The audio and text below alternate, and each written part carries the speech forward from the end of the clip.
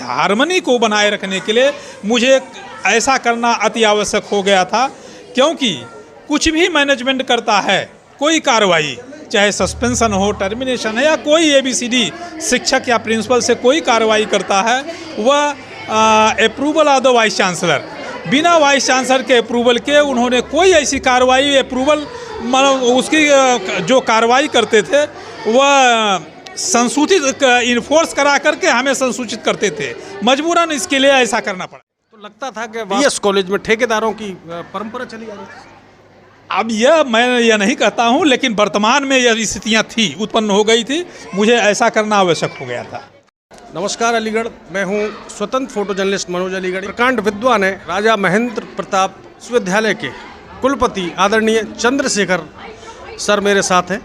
Sir, Aligarh में university की शुरुआत होने से छात्रों का गौरव बढ़ा है और यकीनन उनको बहुत सारी अपॉर्चुनिटी मिलेंगी सर, शिक्षा का मंदिर जब बिल्कुल पास में आ गया है।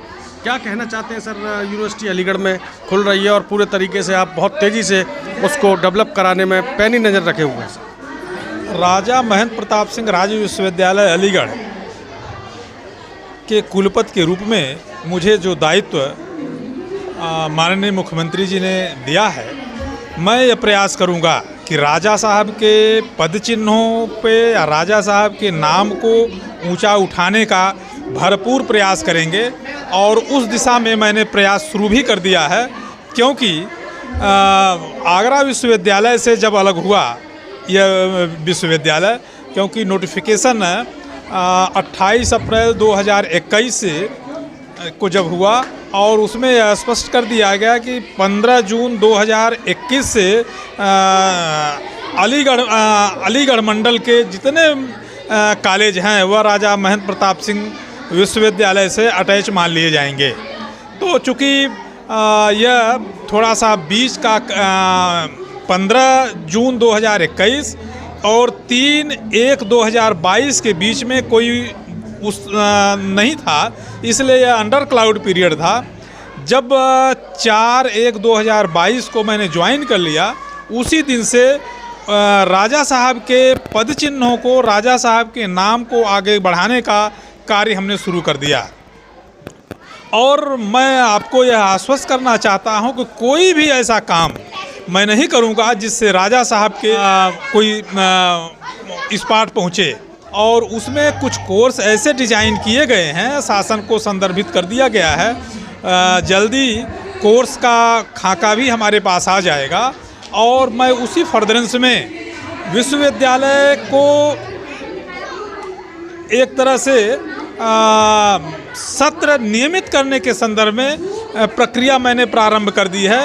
अभी स्टेट में, उत्तर प्रदेश राज्य में अभी तक कहीं भी फर्स्ट और थर्ड सेमेस्टर और पीजी की परीक्षाएं कहीं नहीं शुरू हुई है।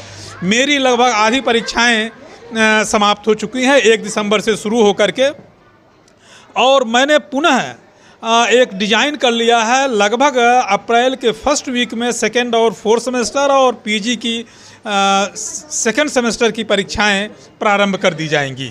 मेरा प्रयास यह है कि समय से बच्चों को रिजल्ट उपलब्ध करा दिए जाएं 30 जून के पहले, और इसके साथ साथ विश्वविद्यालय के जो निर्माण कार्य हो रहे हैं उसमें मेरी निगरानी है, प्रशासन की भी निगरानी लगी हुई है, शासन की निगरानी है, और उसके देख रेख में मैं जितना बेहतर हो सकता है विश्वविद्यालय को एक दिशा निर्देश या विश्वविद्यालय को ऊंचाई तक ले जाने के लिए प्रयास करूंगा। मैं आपसे सवाल पूछकर सूरज को दीपक दिखाने जैसा काम कर रहा हूं। BS कॉलेज में पिछले दिनों काफ़ी विवाद हुआ प्रिंसिपल को लेकर। आखिर ऐसी क्या स्थिति थी जो तड़क भड़क में वाइस चांसलर साहब चपेट में आ गई?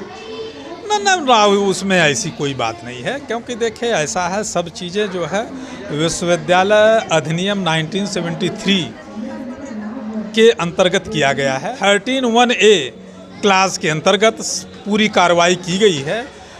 क्योंकि देखिए ऐसा है कि जो कॉलेज का प्रबंध समिति है, ऐसा नहीं है कि उसको एब्सोल्यूट पावर है जो करता चले।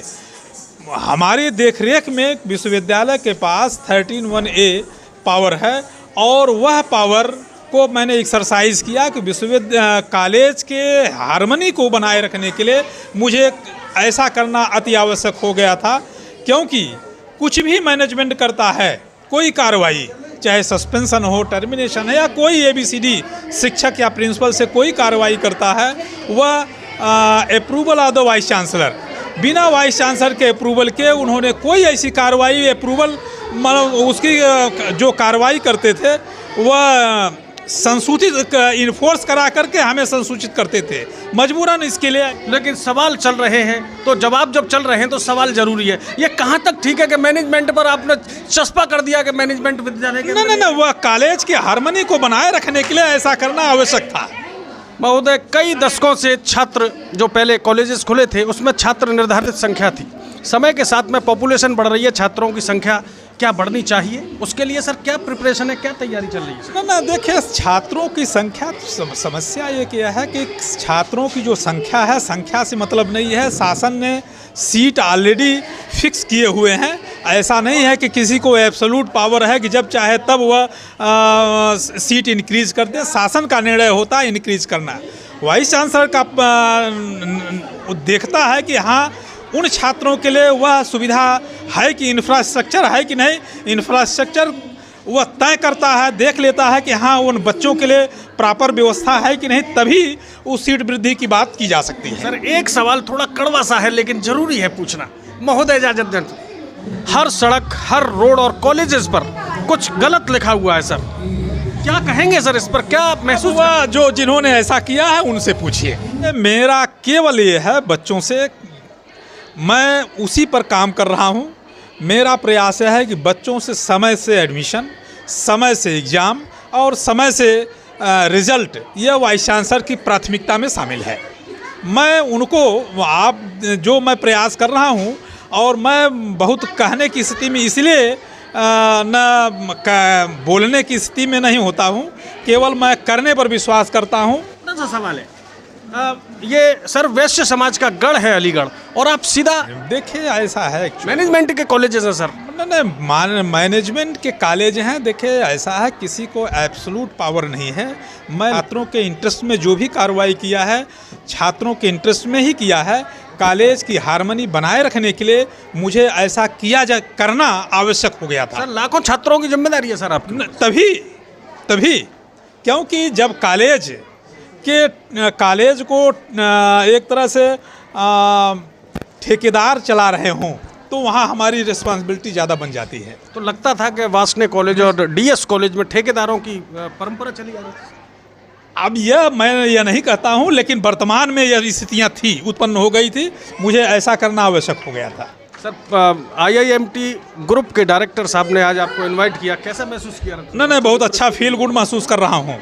बच्चों के लिए निश्चित बच्चों के लिए मैं यही कहना चाहता हूँ कि जिन बच्चों ने कल्चरल प्रोग्राम में शामिल किया है और जिन्होंने नहीं उसमें पार्टिसिपेट किया है, उन सभी को हार्दिक बधाई एवं शुभकामनाएं देना चाहता हूँ, क्योंकि किसी भी प्रोग्राम में शामिल होना अपने आप में बहुत बड़ी चीज़ होती है, क्योंकि इससे बच्चों में कॉन्फिडेंस के साथ साथ उनमें ऊर्जा अपने आप जनरेट होती है।